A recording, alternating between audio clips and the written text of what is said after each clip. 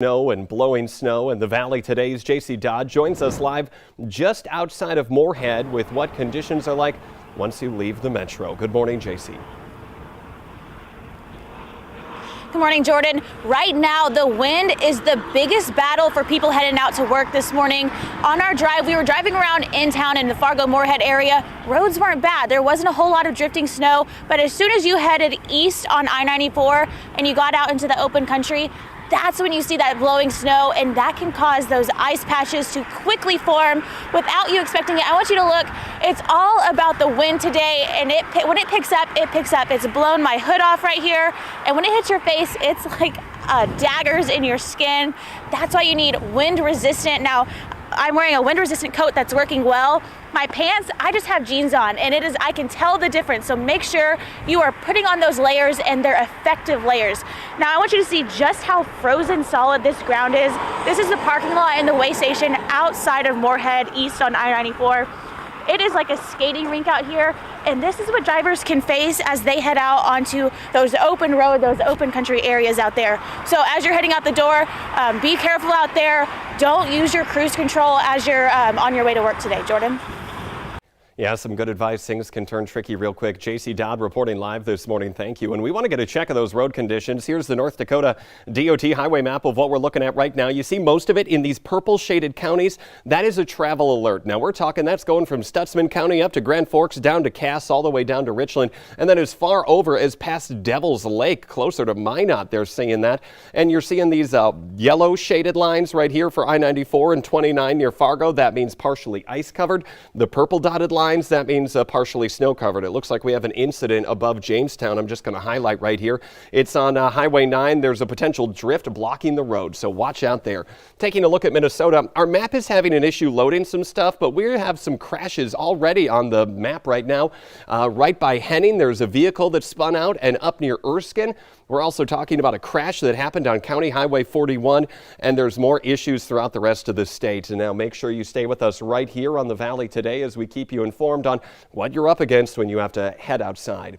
And from this weather, Minnesota State Troopers were incredibly busy over the last 8 hours due to the weather. According to the department, troopers responded to 59 crashes from 1 in the afternoon to 9 last night. Now, that is the latest information we could get. There were no serious injuries or fatalities reported, thankfully. 92 other vehicles spun out or ran off the road. 5 semis were reportedly jackknifed on area roads as well. All of that from nasty winter weather, and today we're waking up to another day of intense wind and cold. We want to get a check of your forecast with Lisa Green. Good morning. Yes, today it's going to continue to be on the frigid side here for us. And in addition to that, the wind, of course, as JC was mentioning, is still a problem in areas. And that's especially the case in open country. This is our view in Fargo right now on the south end of town. If you look closely, you can see the camera shaking a bit here in our view. And that wind has not eased up too much for that morning commute. So easy does it here as you're getting ready to hit the roads today. Here's a look at what we can expect. I would say the next few hours, some of our worst of the travel conditions I would expect here this morning, because that's when we'll have some of our strongest winds. Of course, anytime before that sun comes up, visibility is going to be even more of an issue as well. And then heading into the afternoon, still want to use some caution here. We've got those yellow lights for this afternoon, because even as the wind takes a little bit of a step back, we'll still have some drifting. And in addition to that, the cold is still going to be a problem all day long. So if you run into some issues, you're going to have to deal with some pretty tough wind chills. Here's a look at our winds again. We've got those gusts out of the northwest, still in the 20s, still to about 30 miles per hour. Steady speed still in the teens and 20s. Our radar and satellite map looking quiet. So if you do see some clouds this morning as you're heading to where you're going, it's likely a cloud of snow that's getting lofted and blown around. So watch out as you drive into that. And as we take a look at our current conditions, here's a look at our temperatures. We are into the single digits to some teens below 0. It's 3 below right now in Fargo, 12 below in the Devil's Lake area, 6 below in the Fergus Falls and Bemidji region. You could see those, again, steady, strong winds, and that's going to keep those wind chills in that dangerous range. We're looking at some 20s to some 30s below here this morning to start. Remember when I took a closer look at some of our viewing area in the west, Carrington was down to 41 below a few minutes ago. So still some areas really struggling, and that's a kind of a hint at what we're going to be dealing with tonight and heading into tomorrow. So if you do have morning wait at the bus stop this morning, I know a lot of kids are going to be 2 hours late here because of the cold and the wind.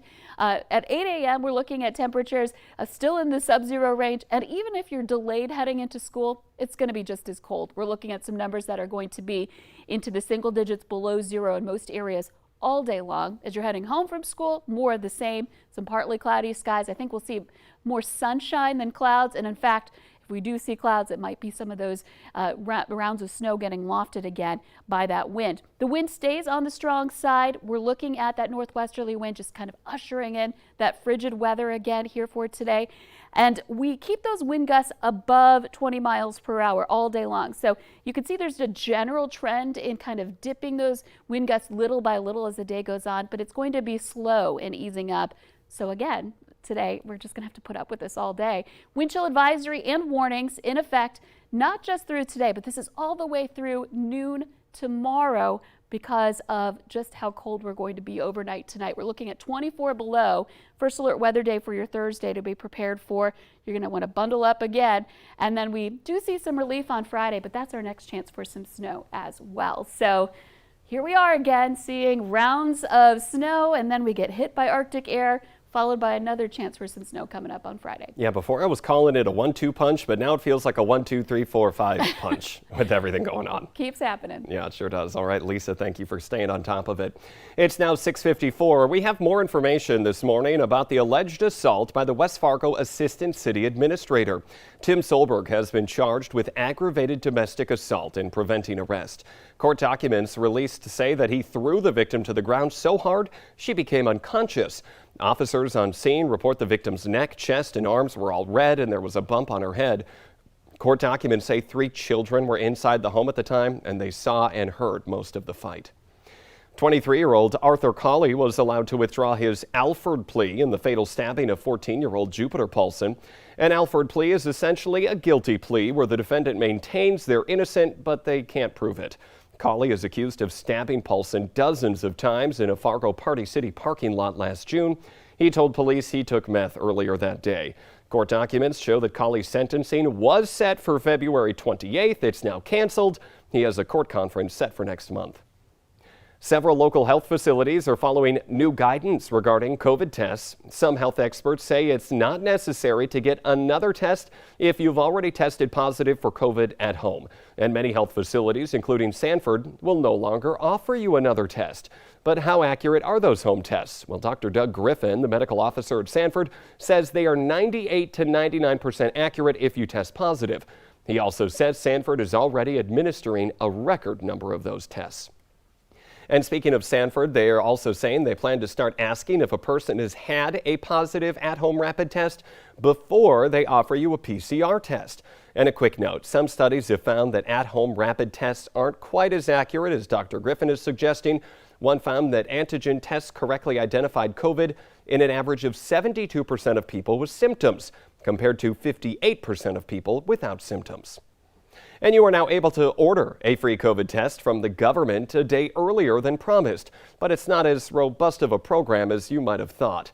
The website covidtest.gov launched in the beta phase yesterday. The tests are free, but there is a catch. You can only get 4 tests, no matter how many people live in your home. The form is pretty easy. You can check it out. There's a big blue order test button here right on the front page. All you have to do is click on that, enter your name, address, and click a few more buttons. And there's no charge for shipping. The website says the orders will start shipping out a little later this month.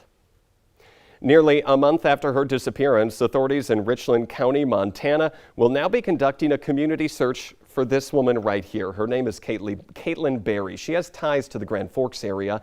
Officials say anyone interested in volunteering will need to report to the Richland County Fire Station at 8 a.m. Mountain Time. They add that the search could take up to 8 hours, and they say anyone interested should wear proper clothing to stay warm.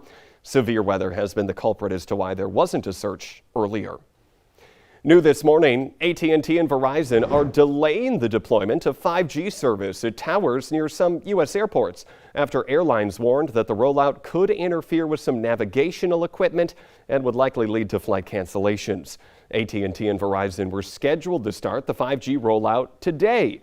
The 5G C-band service sits next to frequencies that are used by instruments in modern aircraft, and the FAA warned that it could interfere with those systems.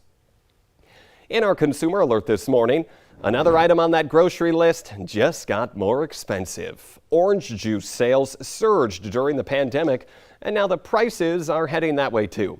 Citrus disease and less than favorable weather conditions have hurt the orange crops over the past few years. The USDA expects Florida to produce nearly 45 million boxes of oranges in 2022.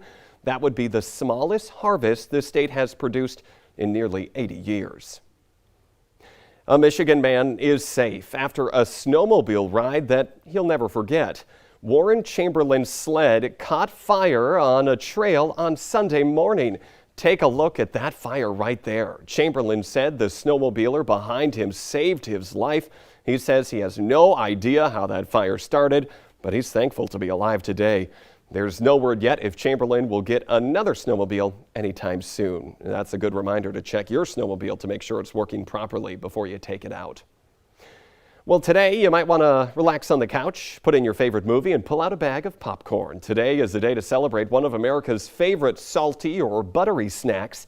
Americans eat about 13 billion quarts of popcorn a year, more than any other country in the world, and today is National Popcorn Day. Remember, the Today Show and CBS This Morning are just about to start, but the Valley Today rolls on. We'll have more live news and weather, especially with how the weather, you see that sky cam shaking behind me here, is going to impact your day as you head out. Join us right after this on the CW.